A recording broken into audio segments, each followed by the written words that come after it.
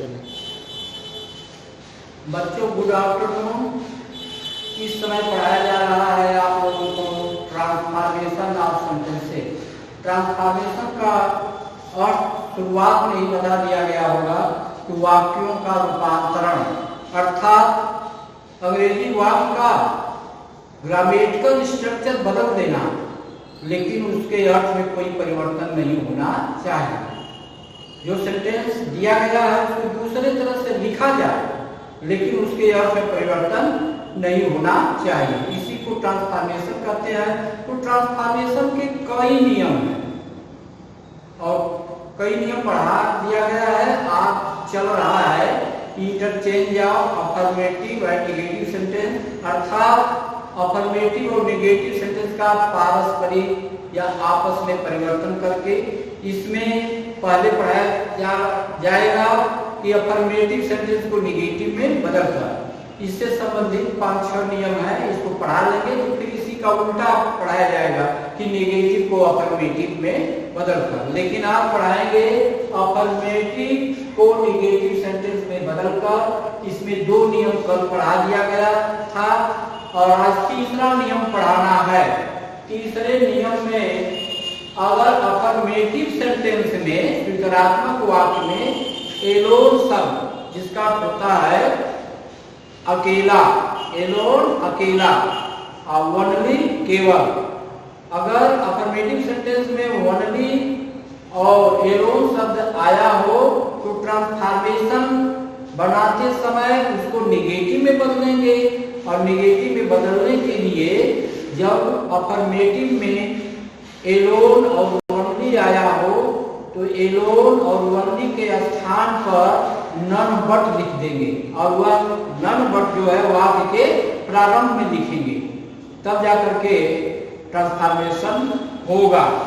जैसे आप देखिए अफर्मेटिव सेंटेंस दिया है Sohan alone got the prize. इसका अर्थ हुआ सोहन अकेला, एलोन मीन्स अकेला, सोहन अकेला पुरस्कार पाया। तो मैंने बताया कि अगर अफर्मेटिव सेंटेंस में एलोन या ओनली शब्द आया हो तो नेगेटिव बनाते समय एलोन और ओनली को नन बट में बदल देंगे और वह वाक्य के प्रारंभ में लिखा जाएगा। जैसे Sohan alone got the prize, alone शब्द आया है, नेगेटिव में चेंज करना है तो एलोन को नन बट में बदल देंगे और वह वाक्य के प्रारंभ में लिखेंगे नन बट, जिसका अर्थ हुआ नन मीन्स कोई नहीं, नन मीन्स कोई नहीं। जब नहीं शब्द आ गया तो इसका मतलब नेगेटिव, नन बट कोई नहीं किंतु सोहन, सोहन और एलोन शब्द बदल गया है नॉन बट में, वाक्य प्रारंभ में लिख दिया गया है, इसलिए यह स्थान खाली हुआ। तो हुआ क्या, नन बट सोहन और शेष वाक्य जस का तस लिख देंगे, गॉट द प्राइज। देखिए ऊपर अफर्मेटिव था, इसका नेगेटिव हो गया none but Sohan got the prize. अर्थ लगाइए दोनों का, Sohan alone got the prize, Sohan अकेला पुरस्कार पाया, यानी सोहन के कोई नहीं पाया। इसको लिखेंगे नेगेटिव में नन कोई नहीं किंतु सोहन पुरस्कार पाया। अर्थ में कोई परिवर्तन नहीं हुआ और नन लिखने से नेगेटिव बन गया। इस तरह से अफर्मेटिव को नेगेटिव में बदला जाता है। दूसरा उदाहरण, only a fool can do it, केवल एक मूर्ख ही इसे कर सकता है, केवल मूर्ख ही इसे कर सकता है। तो ओनली है तो किसमें बदल देंगे, नॉन बट में,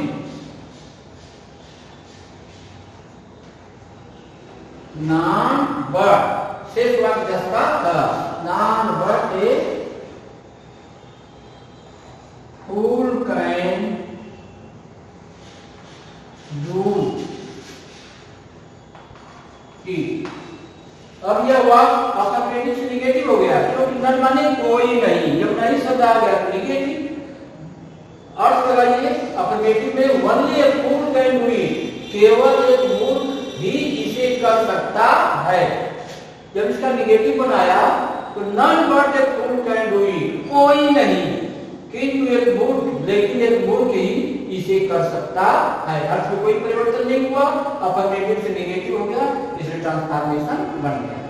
फिर चौथा नियम है कि अगर किसी वाक्य में टू शब्द आया हो, टू का मतलब यहाँ पर बहुत अधिक, कितना अधिक, आवश्यकता से भी अधिक।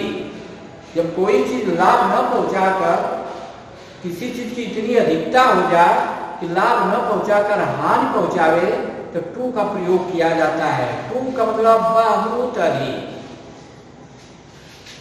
अगर किसी वाक्य में टू शब्द आया हो तो उसका ट्रांसफॉर्मेशन करने के लिए वाक्य को निगेटिव में बदलेंगे।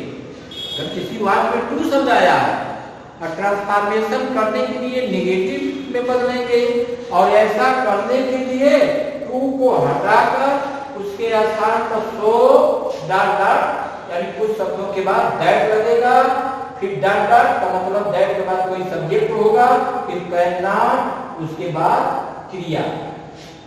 कैन नॉट या टेंस के अनुसार प्रेजेंट में तो कैन नॉट, पास्ट में तो कुड नॉट का प्रयोग कर देते हैं। इसके आगे जो क्रिया है वो लिख देंगे। इसे उदाहरण में देखिए, जैसे he is to be to run. अब इसको इस तरह से कहेंगे, he is to be to run. अर्थ हो गया वह बहुत कमजोर है टू रन, दौड़ने के लिए। वह दौड़ने के लिए बहुत कमजोर है। भाव क्या हुआ दूसरे तरफ से, अर्थात वह इतना कमजोर है कि वह दौड़ नहीं सकता है। He is too weak to run. वह बहुत कमजोर है दौड़ने के लिए। अर्थात इसका भाव हुआ कि वह इतना कमजोर है कि वह दौड़ नहीं सकता है। इसको ट्रांसलेट कर दीजिए, वह इतना कमजोर है। He is टू की स्थान पर सो मीन्स यहाँ होगा इतना। He is टू वी के स्थान हो गया he is so weak। He is so weak। वह इतना कमजोर है कि करता रहा है, वहां के बीच में की के लिए दैट लिखते हैं, that. He is so weak that वह इतना कमजोर है कि वह दौड़ नहीं सकता है। He cannot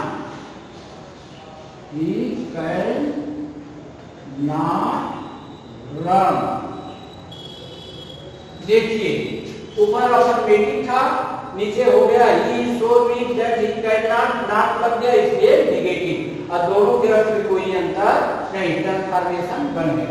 दूसरा उदाहरण देखिए इस नियम से संबंधित, her love had been too deep to be forgotten। इसका हुआ यह अफर्मेटिव सेंटेंस है।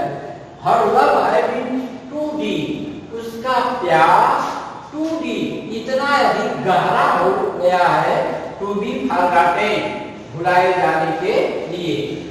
यानी भुलाए जाने के लिए उसका प्यार बहुत गहरा हो गया है। अर्थात उसका प्यार इतना गहरा है कि उसे भुलाया नहीं जा सकता है। देखिए जब टू के बाद बी लग जाए, टू के बाद बी और फिर उसके बाद क्रिया का थर्ड पार्ट, इस वाक्य को पैसिव वॉइस में समझना चाहिए। इसी वाक्य में टू के बाद बी लगा हो फिर मुख्य क्रिया का थर्ड पार्ट तो पैसिव। यह वाक्य जो है पैसिव में है, उसका प्यार इतना गहरा हो गया है, भुलाए जाने के लिए उसका प्यार बहुत गहरा हो गया है। इसका भाव क्या हुआ, उसका प्यार इतना गहरा हो गया है कि उसे भुलाया नहीं जा सकता है। इसी को ट्रांसलेट कर दीजिए, उसका प्यार इतना गहरा हो गया है, her love had been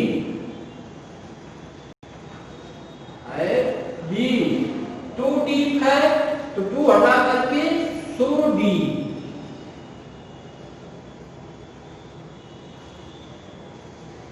so deep उसका प्यार है भी छोटी, इतना गहरा हो गया है कि के लिए जय,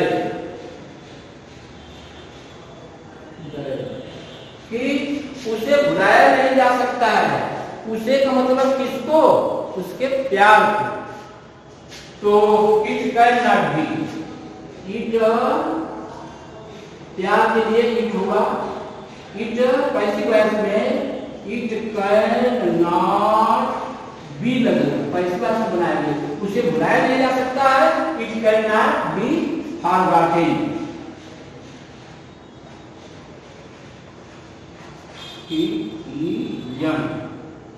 देखिए, her love have been so deep that it can not be forgotten. उसका प्यार इतना गहरा हो गया है कि उसे भुलाया नहीं जा सकता है। ऊपर अफर्मेटिव में था, नीचे निगेटिव बन गया और दोनों का अर्थ एक ही है, इसलिए ट्रांसफॉर्मेशन हो गया। बंद होमवर्क कल